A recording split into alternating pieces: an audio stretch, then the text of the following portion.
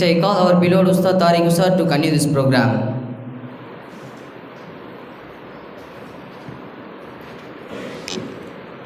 Assalamu alaikum wa rahmatullahi wa barakatuhu. Alhamdulillah, அல்லாஹுடைய மகத்தான கிருபையால் சிறப்பான முறையிலே கம்பம் அத்தாய் அரபிக் கல்லூரியிலே சிறப்பான முறையிலே நீங்கள் பயின்று வருகிறீர்கள்.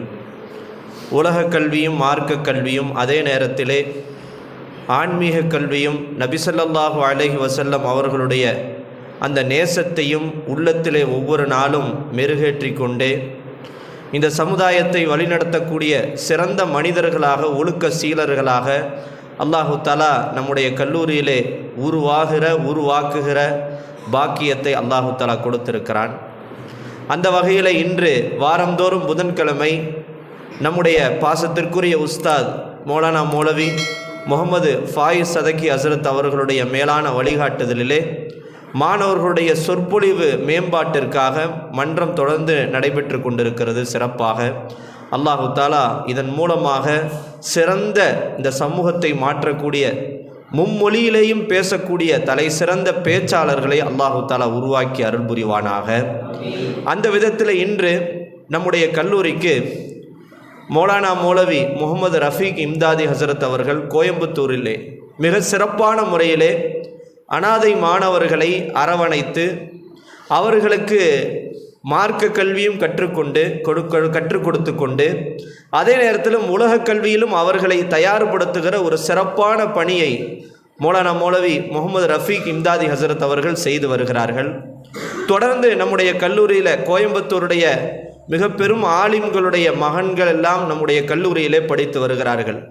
ஆத்துப்பாலம் இப்ராஹிம் ஹசரத் அவர்களுடைய மகனார் சஃப்வான் அத்தாய் காலையிலே கூட வந்து சென்றார்கள். கணுவாய் காசிம் இம்தாதி ஹசரத் அவர்களுடைய மகனார், அதே போன்று அபூபக்கர் சித்திக் ஹசரத் அவர்களுடைய மகனார் ஹாமிம் இர்ஷாத் என்று ஒரு சிறந்த கோயம்புத்தூருடைய ஆலிம்கள் எல்லாம் அவர்களுடைய மகனாரை ஒரு மிகப்பெரிய பொறுப்பாக நம்முடைய கல்லூரியில் சேர்த்து மாஷா அல்லாஹ் அல்லாஹு தஆலா சிறப்பான முறையில் அந்த மாணவர்கள் பயின்று வருவதையும் அவர்கள் மூலமாக ஒரு சிறந்த மாற்றம் நம்முடைய கல்லூரியிலும் அவர்கள் வாழ்க்கையிலும் உருவாகி வருவதையும் நாம் பார்த்து வருகிறோம்.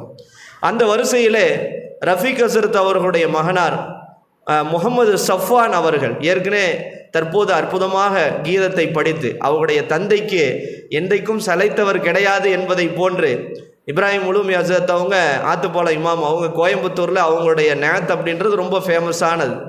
எல்லா இடங்களிலையும் அவங்க நேத்து படிப்பாங்க, அவ்வளோ அற்புதமாக இருக்கும்.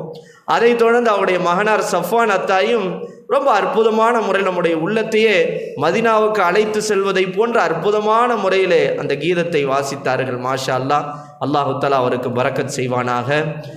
அதனால் ஹசரத் அவங்க சஃப்வான் அவருடைய மகனார் சஃப்வானை சேர்ப்பதற்காக கடந்த இந்த ஒரு மாத கால இடைவெளியில் வந்து என்ட்ரன்ஸ் எக்ஸாமையும் அட்டன் பண்ணாங்க. அப்பயே சொன்னாங்க, ஹசரத் எனக்கு ஹஜ்ஜுக்கு அல்லாஹு தஆலா ஒரு வாய்ப்பை ஏற்படுத்தியிருக்கிறான், நான் ஹஜ்ஜுக்கு போக வேண்டி இருக்கிறது, டேட் இன்னும் வரலன்னு சொன்னாங்க. டேட்டும் வந்துருச்சு. இன்ஷா அல்லாஹ் வர வெள்ளிக்கிழமை அவங்க ஊர்லேருந்து கிளம்பி ஞாயிற்றுக்கிழமை ஹசரத் அவங்க என்ன செய்கிறாங்க, அவங்களுடைய துணைவியாரோடு அவங்க நபி ஸல்லல்லாஹு அலைஹி வஸல்லத்துடைய அந்த மதீனாவுக்கும் ஹரம் ஷரீஃபுக்கும் சென்று ஹஜ்ஜு செய்யக்கூடிய பாக்கியத்தை அல்லாஹு தஆலா கொடுத்துருக்கிறான். அதோட என்ன சொன்னாங்கன்னா, பக்ரீத்துக்கு பிறகு பையனை நான் அழைச்சிட்டு வர்றேன், அவர் வருவார், வந்து ஜாயிண்ட் ஆயிடுவார், முன்கூட்டியே நான் என்ன செய்கிறேன், எல்லா ஃபார்மாலிட்டியும் நான் முடிச்சுட்டு நான் ஹஜ்ஜுக்கு போகிறேன் ஹசரத் அப்படின்னு காலையில் தான் சொன்னாங்க. பார்த்தா மக்ரிபில் பார்த்தா வாக்கையால் பார்த்தா ஹசரத்தை வந்து தொழுதுகிட்டு இருக்காங்க. காலையில் தான் ஃபோன் பேசினாங்க, சரி நாளைக்கு தான் ஹசரத் வருவாங்க அப்படின்னு நினச்சேன். பார்த்தா மக்ரிபில் வந்துட்டாங்க. எல்லாத்தையும் நான் முடிச்சுட்டு கையோட ஜாயின் பண்ணுறதுக்கு உண்டான எல்லா செட்டப்பையும் நான் முடிச்சுட்டு போயிடுறேன் ஹசரத், என்னுடைய மகனார் வந்து பக்ரீத்துக்கு பிறகு அவர் மதரசாவில் சேர்ந்துக்குவாருன்னு சொன்னாங்க. ஹசரத் அவங்க ஹஜ்ஜுக்கு போகிறாங்க. அவங்களுடைய மேலான துவா நம்முடைய கல்லூரிக்கு தேவை. அல்லாஹு தஆலா எல்லாருக்கும் ஹஜ்ஜுடைய நசீபை கொடுக்கறதில்ல. கோடான கோடி பெரிய கோடீஸ்வரர்களுக்கும் அல்லாஹு தஆலா ஹஜ்ஜுடைய நசீபை கொடுக்கறதில்ல. முகலாயர்கள் இத்தனை 800 வருஷம் ஆட்சி செஞ்சாலும் முகலாய அரசர்கள் யாருக்கும் ஹஜ்ஜு செய்யக்கூடிய நசீபு கிடைக்கலன்னு நம்ம கேள்விப்பட்டிருக்கோம். அப்போ பணங்காசை தாண்டி அல்லாஹ் தன்னுடைய வீட்டுக்கு யாரை அழைக்கிறானோ அவங்களால மட்டும்தான் ஹஜ்ஜுக்கு போக முடியும். அல்லாஹு தஆலா ரஃபீக் ஹசரத் அவர்களையும் அவருடைய துணைவியாரையும் அல்லாஹு தஆலா இந்த வருடத்திற்கு ஹஜ்ஜுக்கு அழைத்திருக்கிறான். அல்லாஹு தஆலா அவர்களுடைய பயணத்தை லேசாக்கி அருள் புரிவானாக. அல்லாஹு தஆலா அவருடைய ஹஜ்ஜை மபரூராக அல்லாஹு தஆலா ஆக்கி அருள் புரிவானாக. துவா ஏற்றுக்கொள்ளப்படக்கூடிய ஹஜ்ஜுடைய எல்லா இடங்களிலேயும் நம்முடைய அத்தாய் அரபிக் கல்லூரிக்காக அவர்கள் துவா செய்ய வேண்டும் என்கிற மேலான அந்த கோரிக்கையும் நாங்கள் வைத்துக்கொள்கிறோம்.